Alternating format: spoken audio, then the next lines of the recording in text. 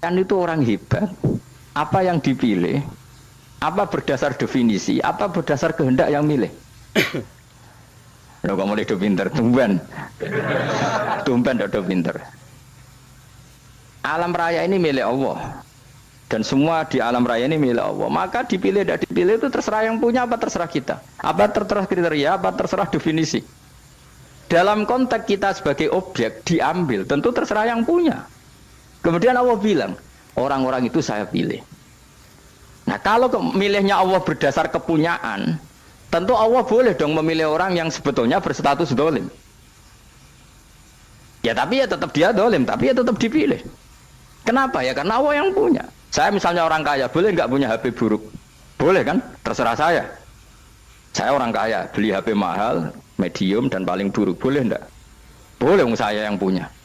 Nggak boleh, Gus, dan orang kaya harus beli HP yang mahal. Yang bilang harus siapa? Nah kegoblokan kita ini seperti ini. Nak wong sugih HP ini kudu larang. Nak wong alim kudu bojone ayu. Sing kudu darani kudu ayu kuwi sapa? Nak maji jalan yang dumdu swarga lho kudu iku sing swargane mbam tapi kudu. Nah, kita ini sering berpikir ngatur Tuhan. Komunitas Muslim terus Islam Indonesia kudu dadi sampling Islam seluruh apa? Dunia. Ya ora usah sombong ngono ya. Kowe tapi ya butuh sepuro. Enggak boleh doakan Nabi gitu, enggak boleh. Allahumma sholli ala sayyidina Muhammad wa ala alihi. Enggak boleh pakai ighfir lahu. Masalah kita tahlilan apa alam donga iku terus kamu gunakan. Misalnya terjadi percontohan Islam dunia terus Nabi kapundhut ditalkin, nek ditakoki waman rabbuka piye. Terus Nabi warai waman nabiyuka. Mesti Nabi yo pro, lah aku Nabi coba takut. Jadi kita ini sering kumo luhur karena kita mayoritas terus jadi percontohan ora usah ngono. Paham ya napa? Ndak usah ngono mayoritas ya mayoritas sae, tapi ora usah GR jadi apa? Percontohan internasional. Mungkin kalau masalah Islam damai ya bagus, tapi itu kan tidak hanya Indonesia. Di mana-mana yang Islam damai juga banyak dan yang tukaran juga banyak. Toh yang tukaran nggak pernah maklumatkan diri ini percontohan janda. Ya biasa saja. Saya ulang lagi ya. Maka menurut saya nggak akan benar pendapat Khawarij atau pendapat Islam yang keras bahwa orang dosa besar itu keluar dari Islam. Karena ketika Allah mengatakan kemudian aku pilihkan kitab ini tak kasihkan orang-orang yang saya pilih, itu diantara yang pertama adalah meskipun mereka sebagian tetap zalim. Artinya tetap zalim itu tidak menjadi dia keluar dari status Islam. Paham ya? Sekarang saya tanya, yang dikatakan warga Indonesia itu siapa? Ya siapapun yang bergeografis di Indonesia, lahir sebagai akta Indonesia, ya orang Indonesia. Kemudian ada yang penjahat, ada yang maling, kita penjara. Apa dia keluar dari kebangsaan Indonesia? Enggak kan? Sama ketika orang Islam menjadi zina dan fasik koruptor, keluar dari Islam enggak? Enggak. Karena Allah tetap bilang famin. Apa? Famin. Jelas ya? Wes kayak ngarah Khawarij. Kenapa? Kalau Khawarij cara berpikir itu ekstrim. Setiap dosa besar itu mengeluarkan orang dari status Islam. Oh, itu bahaya sekali. Karena nanti kalau itu iya, kita akan kehilangan banyak orang nopo Islam. Makanya Nabi nanti ngendikan, saya berharap yang nanti masuk surga dari umatku itu separuh, 2/3. Itu kata ulama-ulama. Kalau kita pakai mazhab Khawarij, orang Islam itu tidak sampai 1/3. Karena banyak yang keluar dari Islam. Duwe keris gak Islam, duwe akeh gak Islam, nglakoni jimat gak Islam, nyekel patok gak Islam, dosa gede gak Islam, korupsi gak Islam. Terlalu banyak yang kita usir dari Islam. Lalu kita ngusir atas nama apa? Coba. Kalau atas nama Tuhan kamu tidak Tuhan. Atas nama wakil Tuhan, Tuhan tidak pernah mewakilkan ke Anda. Orang-orang mandate. Yang kita tahu dari Quran ya ayat ini, tsumma awrasnal kitabal ladzina astafaina min ibadina. Kemudian kitab ini tak kasihkan orang-orang yang saya pilih, dan orang yang saya pilih itu faminhum zalimul li nafsi, dan sebagian dari itu adalah orang zalim, dan itu jelas bagian dari itu. Artinya keluar apa masuk? Keluar apa masuk? Masuk. Meskipun ya yang zalim tetap berstatus zalim, kayak warga Indonesia ini semua warga Indonesia. Paham ya? Yang maling ya tetap warga Indonesia, meskipun ya tetap maling. Jelas ya? Betul nanti gitu. Makanya ahli sunnah itu pendapatnya falam nukafir mu'minan bil wisri. Kita tidak akan mengkafirkan orang mukmin hanya karena melakukan dosa. Kenapa ya? Karena Allah bilang faminhum setengah sangking itu masuk bagian. Dan itu luar biasanya Allah disebut istofaina. Tetap orang-orang apa? Pilihan. Maka ini penting saya utarakan supaya kita ini tidak sok-sokan ya. Terus yang zalimul nafsi pun potensi dimaafkan sama Allah. Asal dia tobat, dan tobat itu sama Allah nggak ada batasnya. Malam yuhur kiri sampai apa? Nafas apa? Terakhir. Dan kadang orang itu sebetulnya nggak niat tobat, cuma ada perilaku tertentu sehingga dadian Allah itu simpati. Itu juga banyak yang diterima tobatnya Allah. Makanya kata ulama-ulama itu, istighfar itu tidak syarat diampuni. Yang menjadi orang terampuni itu kehendak Allah. Istighfar itu bagian kecil dari syarat-syarat itu. Bisa saja orang tanpa istighfar tapi diampuni Allah.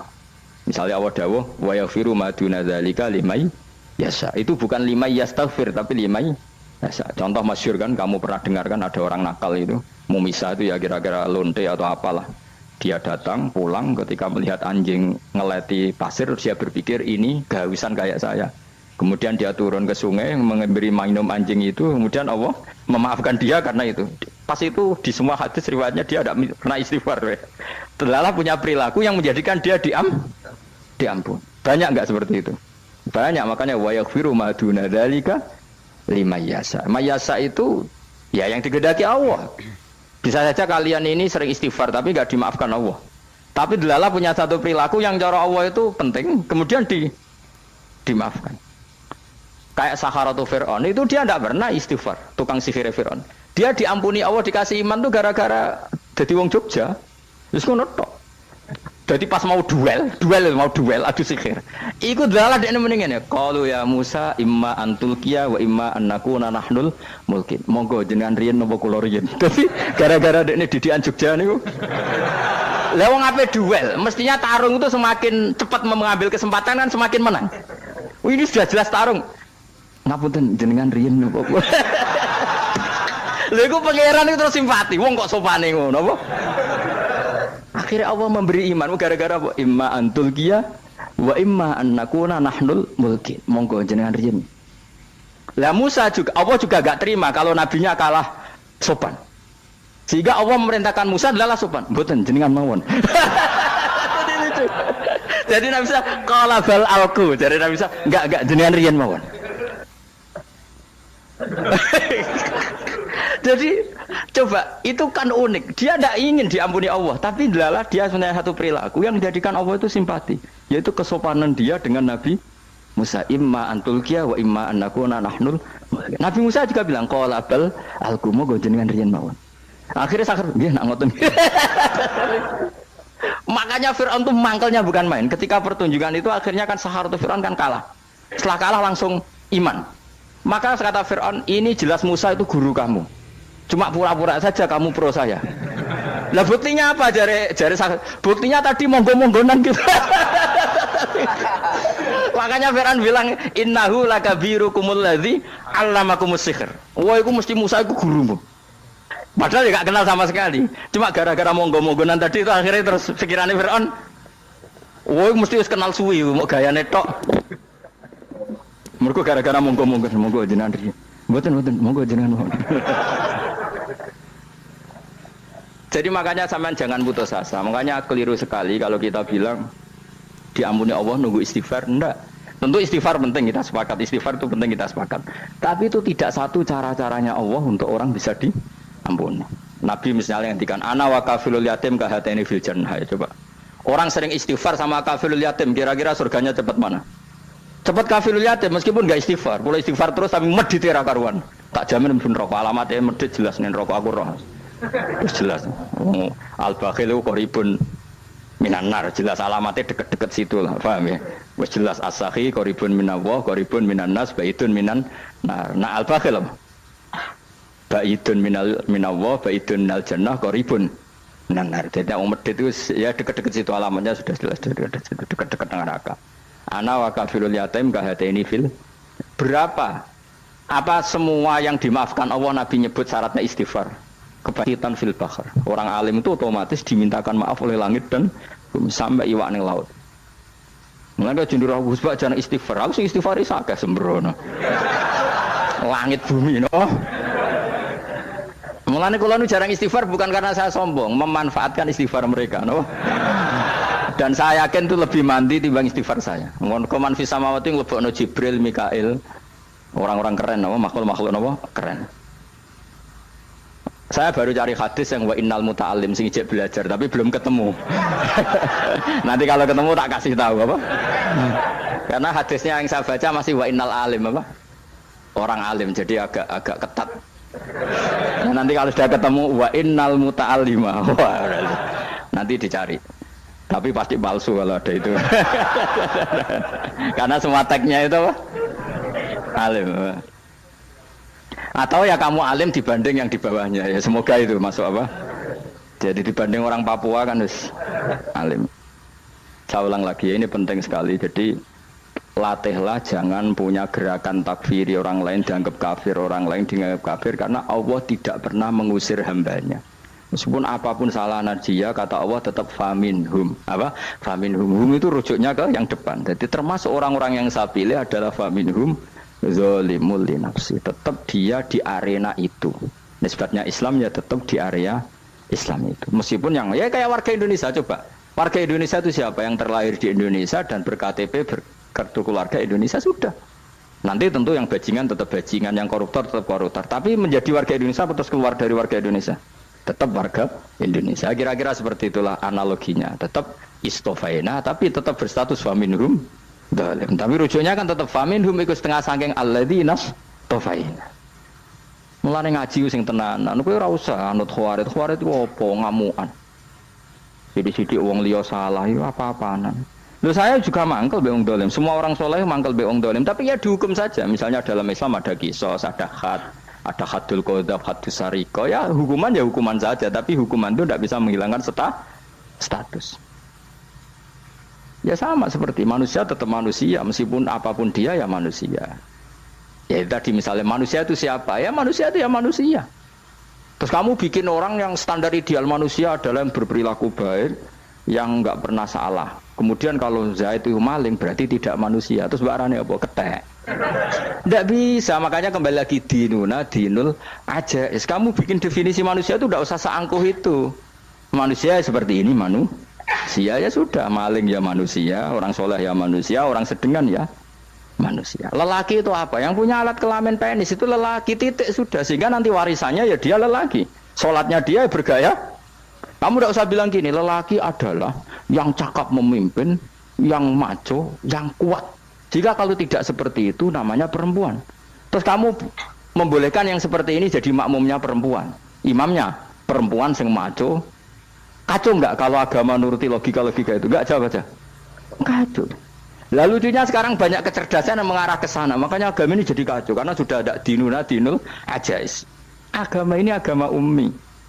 Ya agama ini agama ummi. Kata Allah huwallazi ba'atsa fil ummiyin. Ummiyin itu lugu itu polos. Jadi kalau orang polos misalnya gini, ini apa? Kira-kira kalau jawab orang polos ini, jam. Bagus kan jawab jam. Jam untuk apa? Penunjuk waktu ya sudah seperti. Tapi kalau orang engkek, ini itu apa jam? Itu barang murahan. Bulat kan oleh jawab. Ono numpak mobil carry itu apa? Itu black melaku. Yang mobil itu Alphard. Jadi kacau. Enggak boleh agama dibawa ke sana. Apa? Agama di sana dibawa ke sana. Nah itu madzhabnya ahli sunnah apa? Wal jamaah. Ketika Rasulullah ngendikan la yu'minu ahadukum hatta yuhibba li akhi, ora kok diarti ini ora iman. Jika yang menyala itu tidak iman, tidak seperti itu cara mengartikan ahli sunnah wal jamaah. Karena status itu tidak pernah hilang. Yang hilang hanya kesempurnaannya. Paham ya? Kesempurnaan kita jalani manusia hilang karena kita maling, karena jadi koruptor. Tapi tetap kita manusia. Kesempurnaan kita sebagai orang mukmin hilang kalau kita fasik. Tapi kita tetap mukmin. Paham ya? Makanya setiap hadis gitu kata ahli sunnah la yu'minu imanan kamilan. Wis dong ya. Dong. Ya terus alhamdulillah subhanallah. Ya doa alim semalam rolikur. Malam Lailatul. Aku kadang yang melok goblok aduh. Saya tuh sering dididik sama bapak saya, sekumpul wong akeh ya kudu melok goblok guys. Makanya bapak itu kalau ada orang pidato, bapak kan juga enggak suka pidato juga, tapi ya kerso kadang-kadang, saya pun kadang-kadang kerso. Asal sing ngutus pernah guru, pernah sepuh kadang kerso. Nah, bapak nak bahas pengajian ngomongin balik dari bapak, malah bingung. Ngomong apa wae. Coba kita dengan PD-nya bilang Lailatul Qadar itu 21 sampai berapa? 29. Lailatul Qadar. Warna iki malam Lailatul Qadar. Lalu Lailatul Qadar keren tuh karena apa coba? Karena nuzulul Quran. Lalu nuzulul Quran tanggal 17. Lalu Lailatul Qadar tanggal berapa? Oh, ada nih. Alhamdulillah. Tapi ini jangan jadi keiskalan yang masih itu sudah difitnah. Coro Gus Bak, ya coro Gus Bak, coro Quran ngawur gitu. Sembrono. Memang aku tidak pendapat tentang Quran, ya dan ayatnya seperti itu. Maka yang benar, Lailatul Qadar itu kata ulama-ulama dulu orang